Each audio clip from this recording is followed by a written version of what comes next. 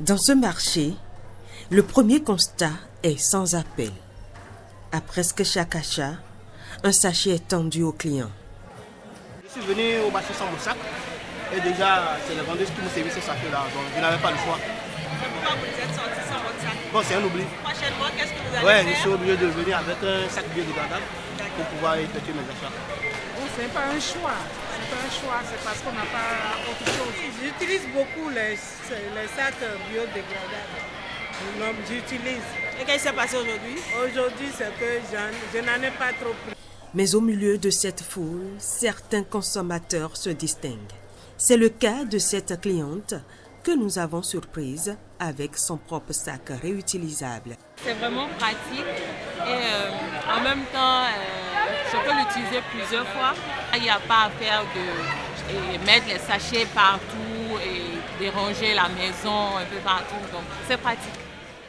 Au-delà de son aspect pratique, ce choix, c'est aussi un geste en faveur de l'environnement. Une nécessité quand on sait que les déchets plastiques représentent aujourd'hui l'une des principales menaces pour les écosystèmes. Aujourd'hui, les déchets plastiques présents dans notre environnement sont à la cause et responsables aussi de l'inondation.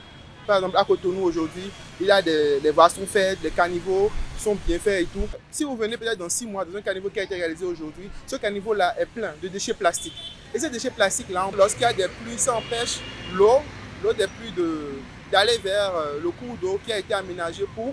Mais à part ça, le temps que le plastique prend à se décomposer, pendant cette durée-là, il émet des microplastiques. Aujourd'hui, malheureusement, les gens les brûlent. Or, en les brûlant, ils rejettent du dioxine qui est hautement cancérigène. Et pourtant, depuis 2017, le Bénin dispose d'une loi qui interdit la production, l'importation, la commercialisation et l'utilisation des sachets plastiques non biodégradables. Je pense peut-être que c'est aux dirigeants d'appliquer la loi, d'interdire l'importation de ces sachets plastiques.